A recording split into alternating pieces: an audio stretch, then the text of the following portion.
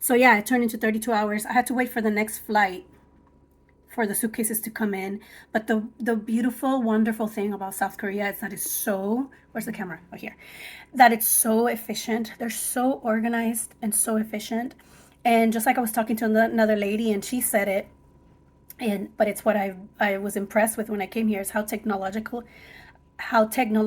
advanced they are, and it's just everything I've been looking for. When I set out to travel 3 years ago, I said I'm gonna keep traveling until I find the place where I love the people, I love the food, I love the environment, and it's just a good life. That's South Korea. It's just everything. Um, everyone heads to other. It's a I feel like people are starting to find out, but a lot of people, like in the masses, they don't know how great it is here. And it's a beautiful country, and the people are beautiful. They're like so friendly, so accommodating, so hospitable, um, and they'll go out of their way to help you out. That you'll never be struggling with something or lost, looking for somewhere, and not like you'll have no one come up to you. They will sincerely like try to help you, and they're so curious about where you're from. As much as you're curious about them, they're curious about you and your culture. They asked me where I'm from. The restaurant that I went to today and yesterday is called Coco Plato, this little tiny restaurant overlooking the ocean, which is just down. I just walked down that, just right there, and just a little bit, turn on that road right there, and there's the place. There's a bunch of restaurants, a bunch of coffee shops. I'm about to go to a coffee shop to work. So it's 3 o'clock in the afternoon. So what I did today is I woke up, I had my teas, I did my morning routines, I exercised, and then I went out for brunch. By the time I finished brunch, it was already 1 o'clock. Because I take my time in the mornings, and this is what I love about working in this time zone in Asia. It's that I can have my entire day, do whatever I want, and do my exercise, do my, whatever, meditating, whatever rituals I do, laundry. I had a lot of laundry, even though they did my laundry in India. I still had a whole bag already, and um, they I don't know if they washed by hand over there, but it wasn't like washed and dried. It was dried up in the sun, which was great. But like I just washed it here again, some of the items, and then just my outfit from traveling and stuff like that.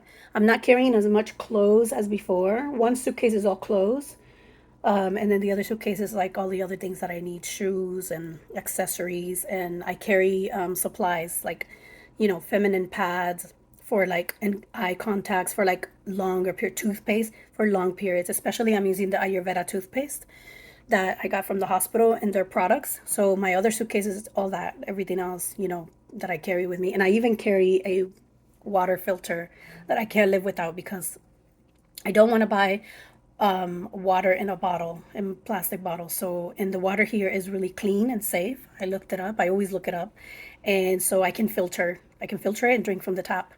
My filter is the best. It's if you wanna check it out. I've done all the research. I've done this research types of research for 25 over 25 years, raising my kids and everything, and so I find the best of the best always. And clearly filtered is the best that I've found, that filters 99.9% of the pollutants in the water. But South Korean water is, of course, very clean. I mean, they're just an extremely clean people. They are obsessed with recycling, as we all should be, and they have beautiful views. And I don't know, they just enjoy life, and they're just nice people. They're just nice people, and I've been learning their history since I've been here. This is my third time being here, and I've made a point to learn about their history. My people from Puerto Rico, because we're American citizens, we fought in their war, the Korean War. And so I don't know how many of the young people know that. Maybe some of the older people know. But we came and fought uh, North Korea with them, alongside of them. It was from what I've learned, it was a brutal war and very sad, and it separated a lot of families when the country divided into North and South Korea. But I'm fascinated by their culture and their resilience and how strong they are. And this is why I believe that they're such great people. It's because they're very humble. It's the best word to describe them, because they like, the nation knows what it's like to suffer from poverty, extreme poverty and war, And so they're very humble. And that very much matches my people. We're very humble people because we've been through a lot. We've been colonized. To this day, we're still colonized by the United States, but we were colonized by Spain. For those anyone watching that doesn't know, and United States pretended to help us and fight Spain. Along with other islands, they were like pretending to like, oh, we'll help you, we'll fight off Spain for you so you can gain your independence. We gained our independence in Puerto Rico for 4 months, and then the United States came and started just killing everybody, and we weren't allowed to display our flag and that kind of thing. So I reading their history, it's a lot of oppression, a lot of, because they were occupied by Japan for so long. I think 40 years, if I'm not mistaken. It's been a couple months since I read it. But I love how they're like there are people that have come up from extreme poverty and just very sad things, and they have come up and now they live a really good life and they know how to enjoy it. I think because it's been passed down through the just recent generations, how hard life can be and how good they have it now. And no country is perfect. So I've read about, some corruption and things like that. But I mean, coming from the US, come on now, nothing shocks me about corruption in government and stuff like that. I think all governments have issues of that sort to different extents. So anyway, I'm heading out to the coffee shop to work. I'm starting my work day at 3 o'clock. I'll probably be there till they close. Some coffee shops close at 6. Some of them stay open till 9, 10. It depends. If not, I'll move from coffee shop to coffee shop if I feel like being in public. If I get like drained, my energy drained, then I come back inside. And I'm perfectly comfortable working here because I have like a table. I have like a table. It's a mess right now because I emptied all my stuff, all my jewelry, organizing myself. So I have this like dining table on the kitchen slash desk. And then I also have the couch. Excuse my mess because I was emptying everything and just organizing my closet and doing laundry. So, but I have the couch there, very comfortable. And it's a studio, which you find a lot of these here in Korea, but they're super cute, beautifully decorated always. They put really nice touches to them. And they're just very cute, just like the cutest things they have. And like, you find different things in different places, but and everything's just always super organized. Everything, you find it where it should be. You have everything that you need always. Like there's like closets right there in the hall coming in, where I put my clothes. And yeah, the full-size mirrors. There's all my shoes that I dumped there because I want to be able to see like what I can wear. And right now I did laundry, but then I'm airing out. Where is it? I'm airing out some clothes after washing it and dry. Oh, the dress has to dry. I just have to find space for it. So just doing that, and then I'm getting ready to apply for the visa.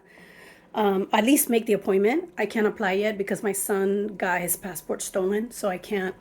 We're waiting for his replacement. It's taking a little bit because we forgot to submit the form saying that it was stolen. So that halted the process. We forgot because it happened before. His passport was lost before, and we had to do that, and we forgot this time to do the right form. So I can make the appointment now that I'm in here. So the system reads that I'm on a tourist visa, and I can just log in and say I want to make an appointment to change from tourist visa to the digital nomad visa.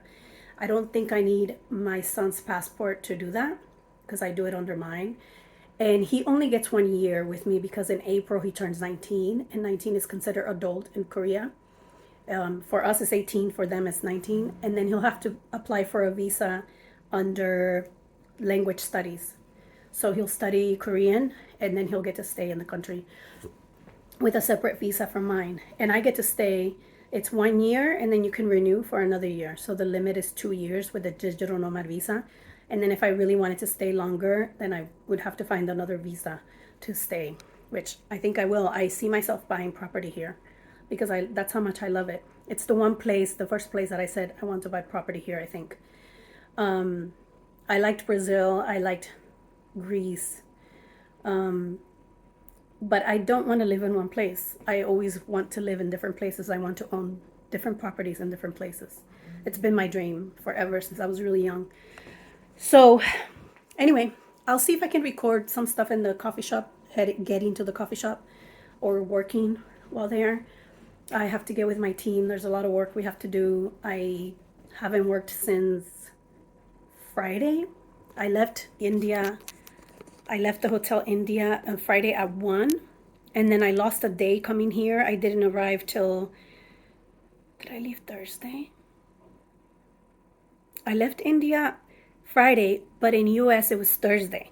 And I told my clients I wouldn't be available on Friday. That's what happened. And then I didn't arrive here till Saturday night, Saturday evening. And then by the time I settled in and everything, it was 10 o'clock and I went to sleep for 12 hours. So I woke up Sunday from this 30 something hour trip. Like it was just a blur from Friday. Friday noon, you know, just the day just starting and then just flying and then just losing the rest of Friday and losing the entire Saturday, waking up on Sunday here in South Korea. So, which been there, done that, done it plenty of times with these kind of long trips. But yeah, now I'm gonna get to work. I have a lot of work with my team. I've hired some new people that I'm training, and my team is growing again. It used to be this size before, and then I downsized, and now it's small. It's getting big again. So, anyway, later.